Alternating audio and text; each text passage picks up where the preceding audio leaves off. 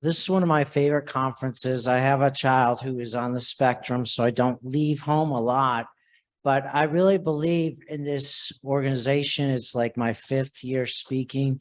And I believe as a time as this, post-pandemic, where we see statistics as high as 50% of kids either depressed or experience anxiety and long wait lists to get services, that we have to empower all areas of the workforce.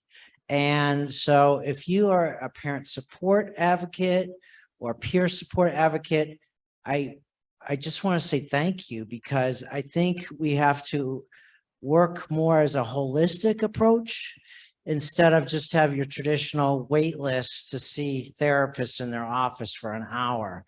So you guys are what I call the unsung heroes. So for me, this technique came out of 10 years of research, where when I would approach families, they would typically say, just fix my kid. And if I couldn't get them to show up and get excited about treatment, it was almost like game over. Because if I could fix the child, whatever that means, and put them back into the same unchanged family, the rate of relapse was huge. So I originally thought that the parents were either resistant, unmotivated, or untreatable. But what I found is that sometimes we don't ask them the right questions. So when you leave here, this technique, I want you to consider trying, because I think it'll be a game changer. Okay.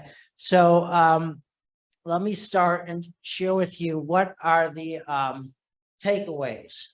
Well, I'm going to pass this around to, if you want this handout, just put your name down if you already haven't, and I'll make sure I get that to you at the end of today.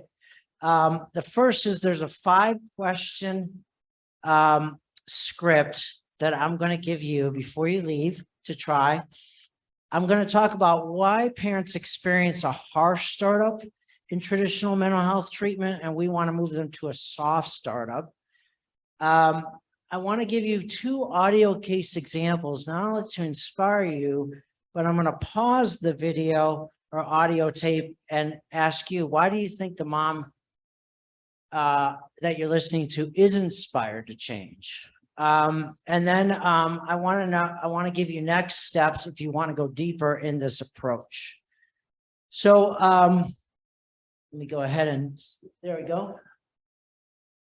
So I polled the audience in the whatever that app is called, and people gave me that today they want to learn concrete tools, they want to understand better why parents fail to engage, and they want to learn more about this model called the family systems trauma model.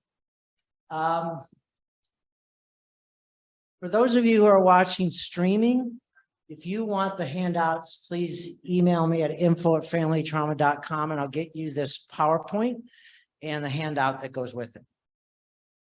Also, if you guys want to contact me again, that you can do there. So there's 3 books I wrote. The first book I wrote was called Treating the Tough Adolescent. This was specifically for kids that have extreme behavior problems. Then I wrote a book for the parents themselves called Parenting Your Out of Control Teenager. And finally, this book that I'm going to be talking about today, Treating the Traumatized Child, is really, how many of you know that we've got tons of models and information on how to work with the individual child, but not so much to bridge over to heal the traumatized family? That when I was looking at all the literature before I started this book, I saw that there was so much information on step-by-step on working with the child, whether it was trauma-focused CBT, EMDR, but there wasn't a lot of step-by-step tools to work with the whole family. I'm a social worker, and I believe the whole is greater than the sum of the parts. And so we have to work with the whole family. This is called the Family Trauma Institute. Not sure if we can advance that. There you go. And there are 12 core tools. I'm going to be talking about the motivational technique. If you've ever heard of motivational interviewing, that's more of a traditional way to motivate people that is more non-directive, But in this particular case, I'm going to give you specific tools to increase motivation. And there's 12 other techniques. So if you are inspired today, every month I do a free webinar, and I think you attend a few of those. And this month is going to be addiction in the family. So if you like these tools, please just go to the website and sign up. Either you can attend live or on demand. Here's the first question I wanted to ask you guys as the audience.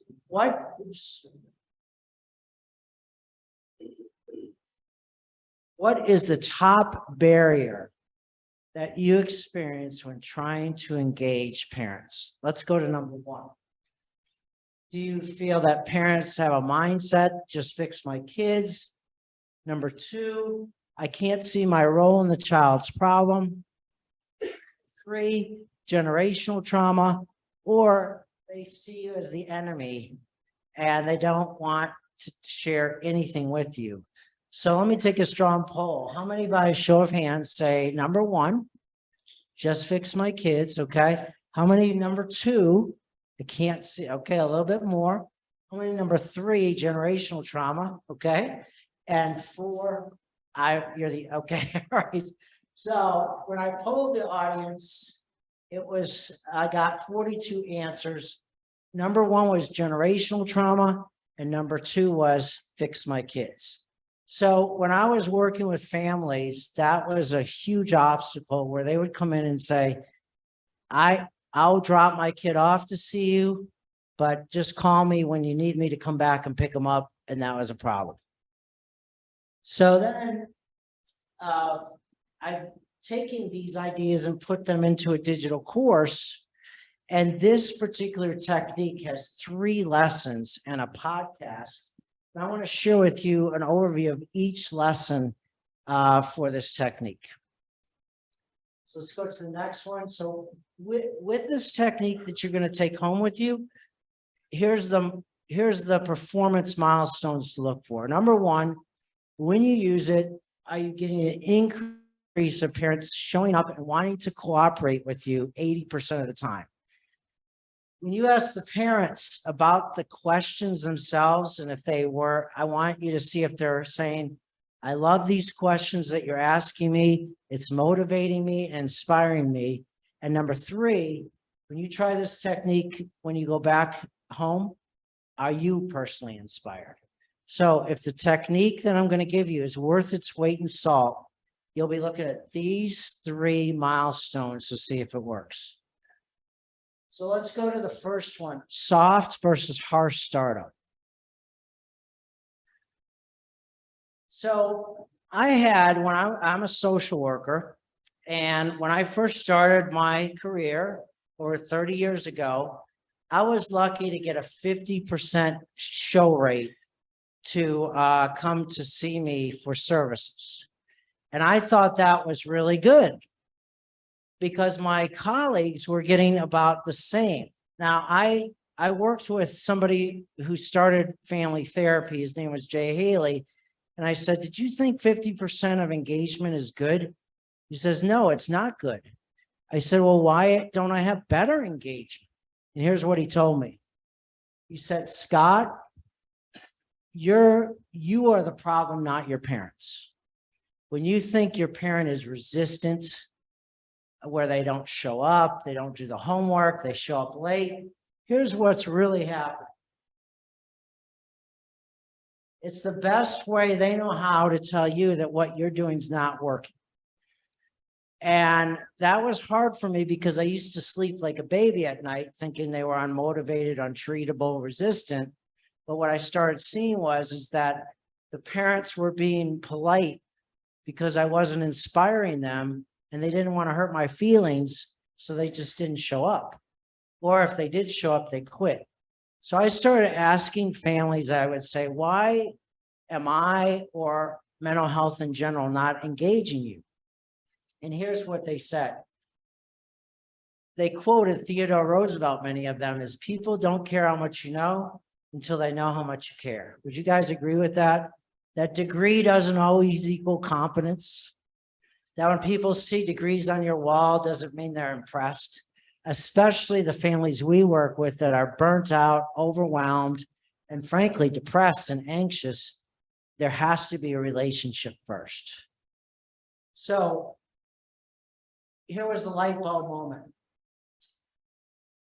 The family said that when we get services, whether it's a parent support advocate, a counselor, a case manager for child protective services, that I simply get a phone call. There's no relationship. Sometimes the counselor doesn't even call themselves. It's the front office.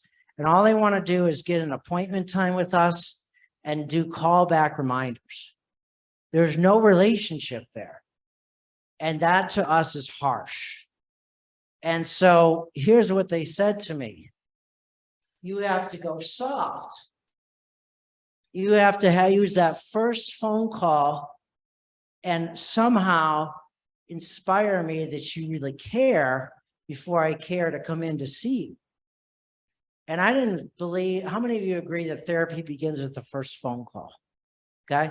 So I was doing the traditional startup, harsh. And so what happened is that parents started to tell me, we're not resistant. Our competency is just buried under the noise and clatter of problems. And our authentic self, we are good parents. We are good grandparents. We are good caregivers, but we're battered down by the noise of life.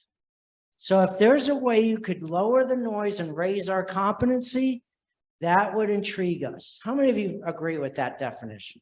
Okay. That softened me to see families from a softer light. Like, oh, I never thought of it that way before. And so this is what the model that I developed is called family systems trauma. And the philosophy is that families, kids, parents, families will do well if they can, but they lack the tools and skills to do so. How many of you agree that your parents have generational trauma and they're not going to wake up one day by osmosis and say, gee, I need to start catching my kid doing something right instead of catching my kid doing something wrong? Because when I was a kid, I was taught a certain way. Now, this was transformative for me. How you see the world determines how you treat the problem. And how you define the problem is how you're going to treat it. So I started seeing that the type of treatment that I wanted to gravitate towards was a therapy of action, which would say to the family, we can't change the past, but what are we going to do in the here and now? After this workshop at my booth down there, I'm doing a impromptu thought leadership get together that everybody's invited. And we're going to talk for 30 minutes, like a thought leadership of how do we move our field from trauma informed to trauma responsive. How many of you know our families are like, yeah, I want to be educated on trauma, but now what? What tools are you going to give me in the here and now to help us get through this trauma? Talking about the trauma has a law of diminishing return, where the more we talk about it, the worse we start to feel. So let's talk about the 5 questions. So you could either take a picture of this or get it. I'll send it to you right after. But here's the technique. This is the second lesson here. So the first question we ask the family is we first call them up and say, do you have 15 minutes? Because if we don't set that boundary, it becomes a therapy session on the phone, okay? And we also say before we start the phone call, I just want to call and get to know you a little bit, and you identify who you are. And would it be okay if I interrupt you? Because when I see you, I'll go more in depth. But for now, I just want to kind of get an overview. Would that be okay? Do I have your permission? So it's good when you make the call to have a watch in front of you to keep yourself disciplined and to do what's called stick and move like prize fighters. So when I ask this question, what are some of the most difficult experiences? We tend to let people talk forever. And what I'll do is I'll say, let me stop you when they come up for air in their story. What I hear you saying is you're overwhelmed and just feeling like at the end of your rope. Am I close or way off? Because people said, we don't mind you cutting us off if you ask that kind of question, because now we know you're not listening to us, you're hearing us. So many people I work with, they're like, I'm not used to interrupting people. Well, it depends on what the end in mind is. If the end in mind is to get them to show up inspired and not do therapy, then it should take 15 minutes. Because if I do therapy with you on the phone, I don't need to come and see you. So the second question is called a pattern interrupt. They're not expecting this question.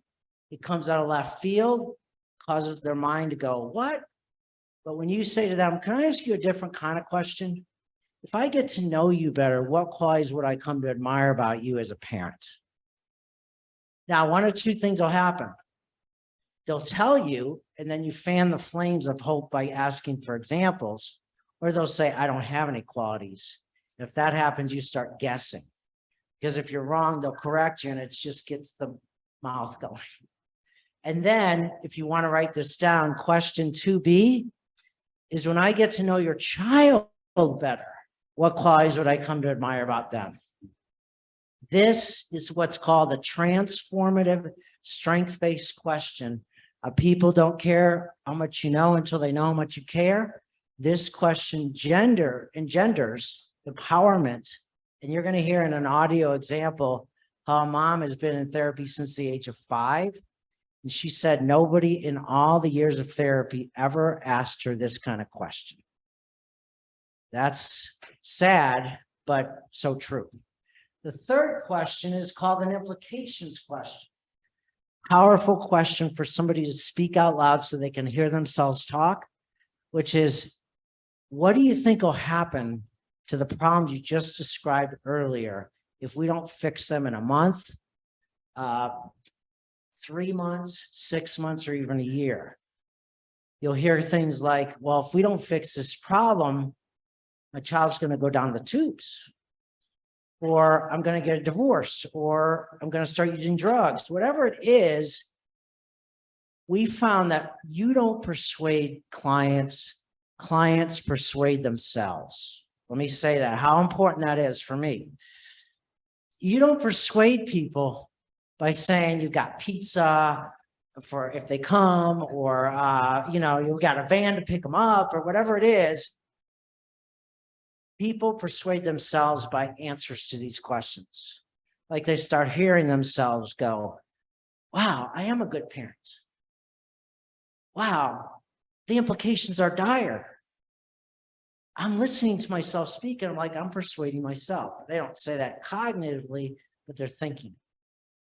The next question, which I love, is, have you ever seen a counselor before for these problems?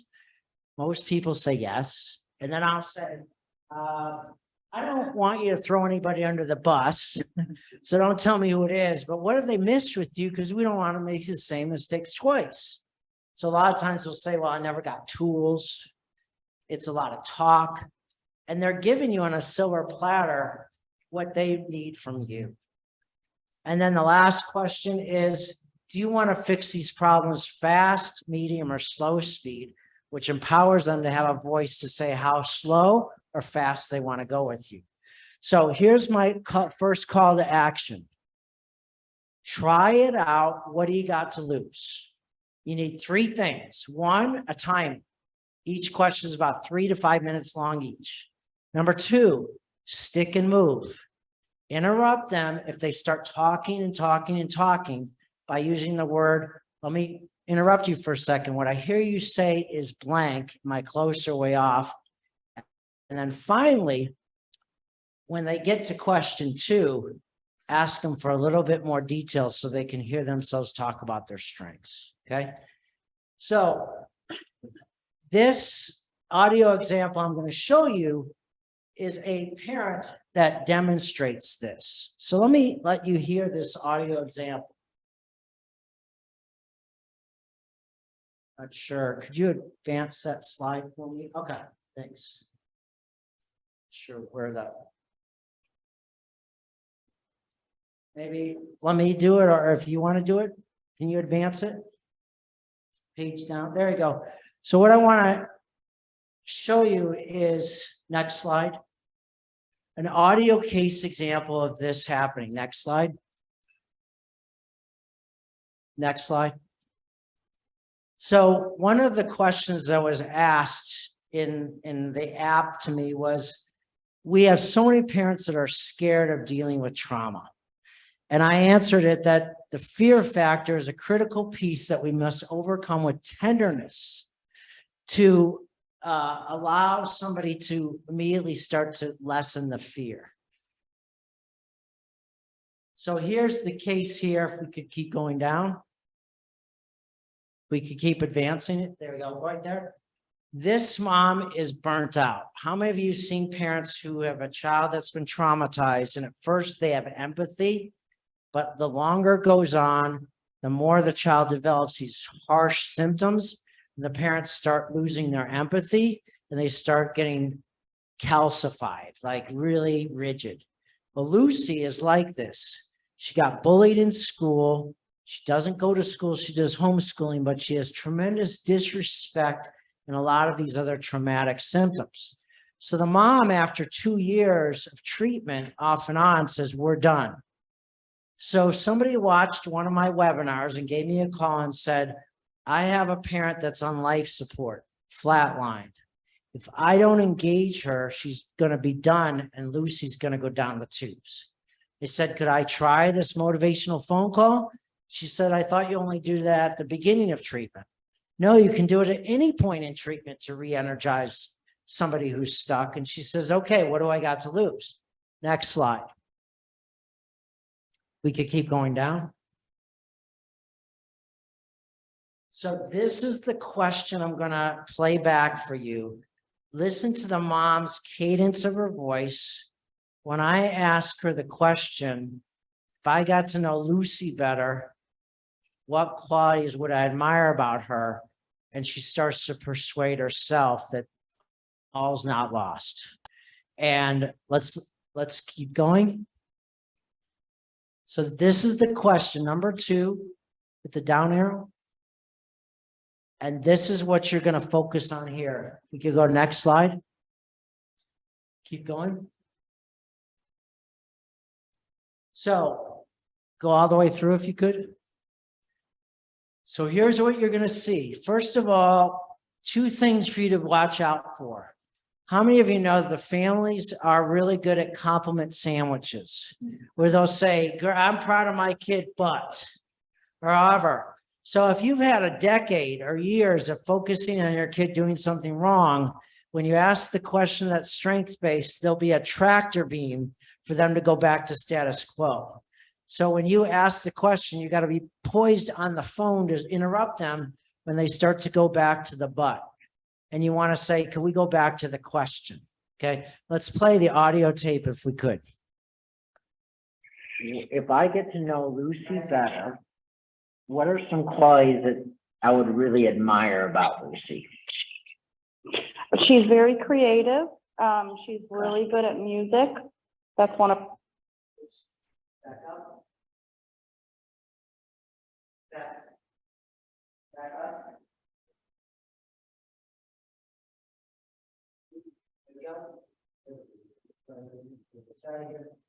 If I get to know Lucy better, what are some qualities that I would really admire about Lucy?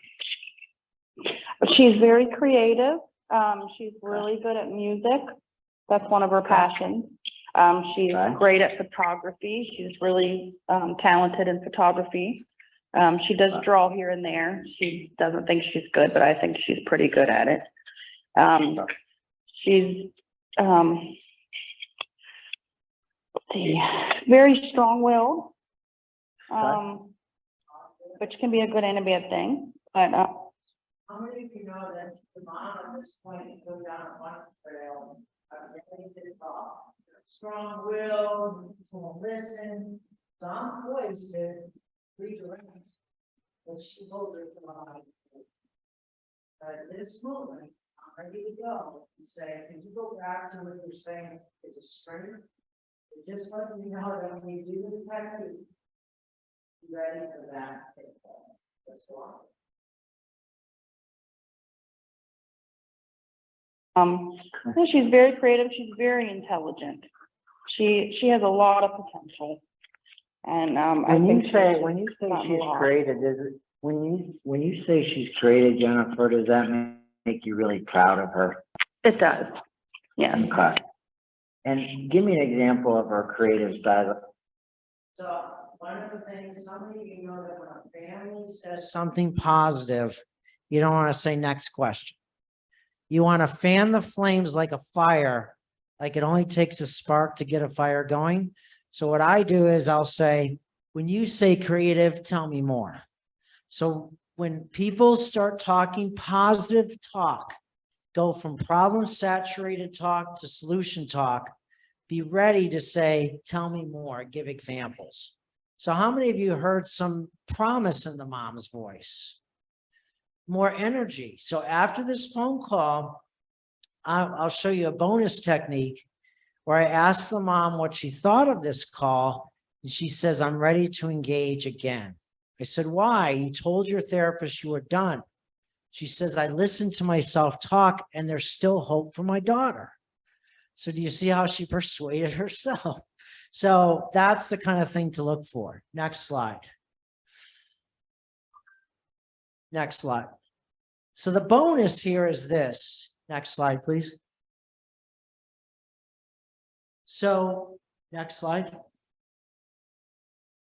So I want to show you the podcast interview or just have you listen to it because of time. Next slide. So here's the questions. Now you can use this for anything you do. Question 1. Ask somebody at the end of the phone call, could I take 5 minutes of your time? What was most helpful about this phone call? Now you're not doing it to stroke your own ego. What you're going to find is that it's called consolidating gains. That when a person starts talking about what was positive, it starts to say, you know what you're doing, or I really like this, and it really helps motivate them. Next one. Overall, what was least helpful? Next question. What did I say as your therapist or parent support advocate that was most helpful? Next question. What did I say that was least helpful? Or next question. What will we have to do in future meetings to make it more productive? Research shows that you may think what you're doing is working, but if they don't think it's working, they drop out. And so we're asking for real-time feedback about the technique that you just saw, okay? So it's 2 parts. Part 1, use the 5 questions. Part 2, make it a 20-minute phone call.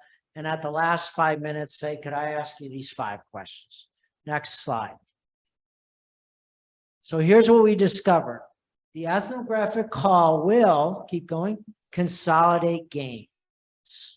Now, to prove my point, the last thing I want to show you here, next slide, is that one of the participants said, do you think how many times that we're dealing with folks who don't even realize that we're dealing with trauma?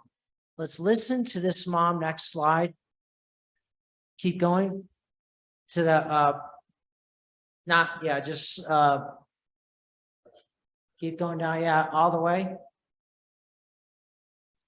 So this mom is extremely burnt out because she's about to have her kids removed into out-of-home care because she's living out of a car. And so I did this phone call with her, and then I asked her a week later, let's listen to what she has to say. What was most helpful, do you think, about that interview, thinking back on it? What did it leave you with? What was helpful? What that left me with was a sense of hope, because I was able to really take a step back out of the situation and just look at myself and just understand, like, hey, you really are very smart, and hey, you really are a strong person. That helped because sometimes when you're going through crises or when you are in the midst of different changes in life, you as a person don't really look at yourself, you just, as a person, you look at yourself as the victim, or you look at yourself as help me, but you never look at yourself and say, I am strong. And that kind of gave me another bird's eye view. You are hearing mom consolidating games. She's saying, I am smart. I am strong. And so those motivational questions allowed the authentic self to rise to the surface. Next slide. As we close out today, keep going, if you would. Next slide. So here was the takeaways, if we could just go through it. So when you left here, when you leave here today, I hope that I accomplished these 4 things in 30 minutes. That you walk out of here with a 5-question. If somebody asks you what a harsh startup, a soft startup is, you know. You heard audio case examples. And then the next slide. There's 3 potential calls to action. 1, try out these techniques and see for yourself if they work. The ethnographic interview and the 5-question motivational question. Next slide. Try it out, see for yourself. If you want to go deeper in this, there's 2 ways. We could go to the next slide. 1 is stop by the booth today, and we're going to do an impromptu thought leadership and ask the question as a group, what are the differences between trauma-informed, trauma-responsive, and why is it important to close the gap? So I'm doing that right after this over at the booth down in front of Mistletoe. Next slide. Hope to see some of you. And also, I hope some of you will come to the webinar on addiction to the family. I'll be talking about using movie clips and also showing you real case examples of how a lot of times the hardest change in a family with opiate addiction is that the parents are like, don't even touch that. I came here for my kid. Next slide. Next slide. And then if you want to really dig into this lesson, keep going. And you want to take this module because you came today, keep going.